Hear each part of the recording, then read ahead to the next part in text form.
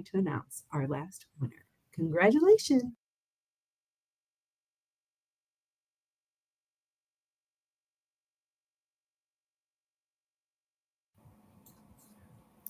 Hello, welcome to the show. We have Taki Derakos, VP of Vehicle. I did it, yes. I practiced it, and I was like, oh no, he's last. But you are the VP of Vehicle Maintenance and Fleet Services at PITT Ohio, who has won our 5th Purpose Award. Congratulations and welcome to our award ceremony. Thank you so much. We're so honored to be a part of it, and I feel honored to be representing the PITT Ohio team and all our partners that helped get us here. Well, we absolutely love it. We're happy to have you here as well. And I wanted to first off congratulate you on hitting 100,000 electric miles driven, which is just a huge milestone. What did it feel like to reach that number, and what does it represent for the future of your fleet? Oh, thanks so much. I think it was super exciting to hit 100,000 miles. I mean, I think particularly because we're doing it in the Midwest. The majority of those miles came in Cleveland, Ohio, and I don't think a lot of people think of Cleveland as being the center of electrification. But we're hoping that the next 100,000 miles comes much quicker. So I think what it's done is it allowed us to see that it's a journey.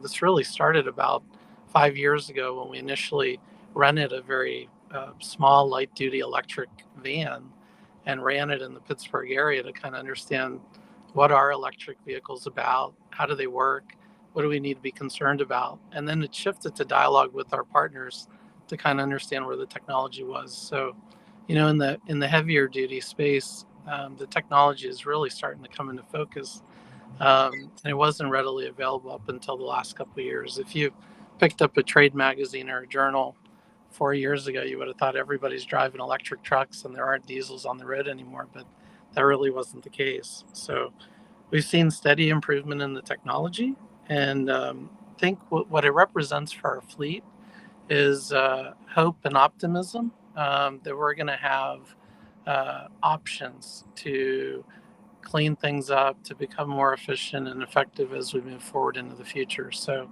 the technology doesn't cover all of our needs, but it helps us identify a portion of the fleet, and we're excited to move forward.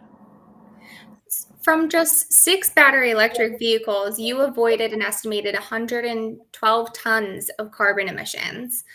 What's been the most surprising or rewarding lesson from incorporating these BEVs into your operations? So 3 things, but I'll be really quick. First, the trucks are real.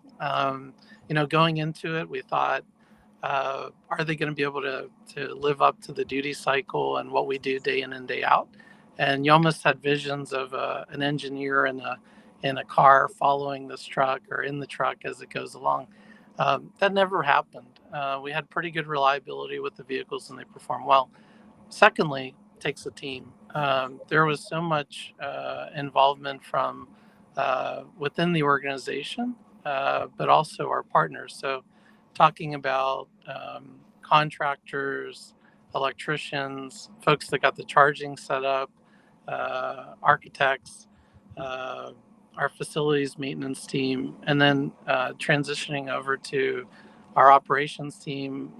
Where do we put these vehicles? How do we integrate them into the fleet so that they're effective and that we don't fall flat and disappoint our team members or even worse, our customers. And then the last piece, I would say, is our people. It's amazing how much energy and excitement there was over these projects and how much of an interest on the technology and what it means for the future in the organization. That's great. Thank you so much for sharing that.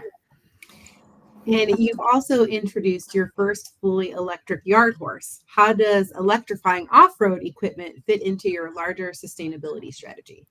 It is a part of everything that we're doing. I think our overall sustainability strategy affects many different operations within our company. It also affects the fleet. We have a small portion of off-road equipment, the yard hostlers, the terminal tractors. But we in fact started our off-road electrification more than 10 years ago, and that was with electric forklifts. So today, about 50% of the forklifts in our fleet are electric. We'll continue to add to that number. The limiting factor has been the infrastructure and the electricity is available. And really excited about the yard horse piece because that's an application and a duty cycle that works really, really well. Electric vehicles do well when they're starting and stopping and lower vehicle speeds. And we think we found a good partner there to kind of move forward within the fleet. So beyond the emissions that you've reduced, you mentioned that this process has been pretty powerful education journey. How is PITT Ohio sharing what you've learned with others in the industry?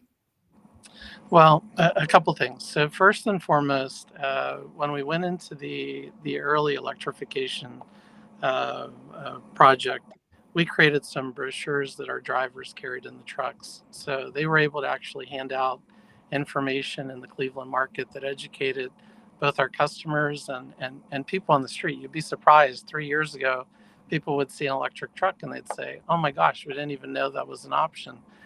So we've done that. The vehicles through our marketing team there, branded with a QR code that somebody can scan and it'll take them to our sustainability journey and provide more information on it.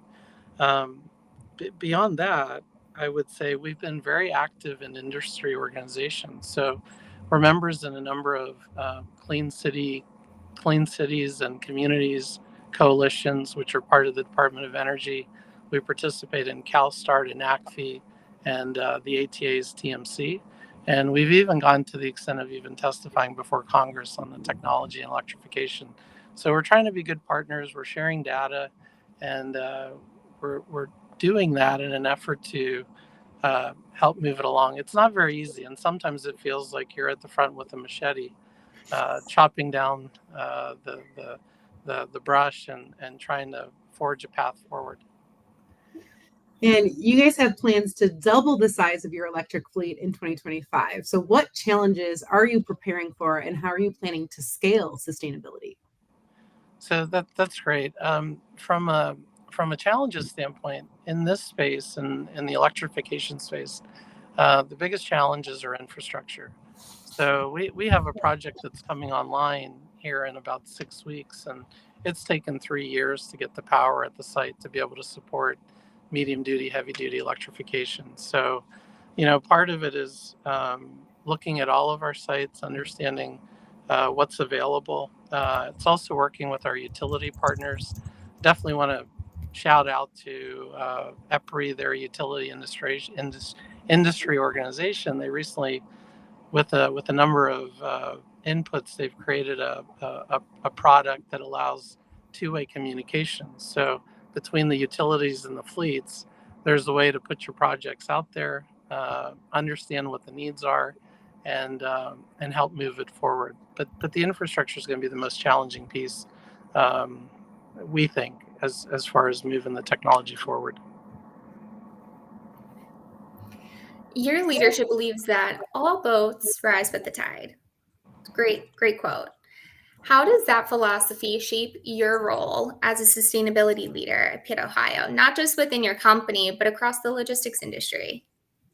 Well, I think we give a lot of credit to our owner and president, Chuck Hamill. I mean, I think he's provided strong direction on the sustainability, the journey, and the compass that we need to follow, and he's empowered many of the leaders in the organization to help push it along.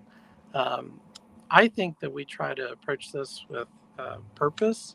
We try to be an early adopter of technology, and we try to provide innovative solutions to our customers and also have a positive impact in the communities that we're in. So I think it starts from the top. And, like I said earlier, the energy from our team members and our customers, I mean, it helps maybe put wind in the sails and move some of that forward.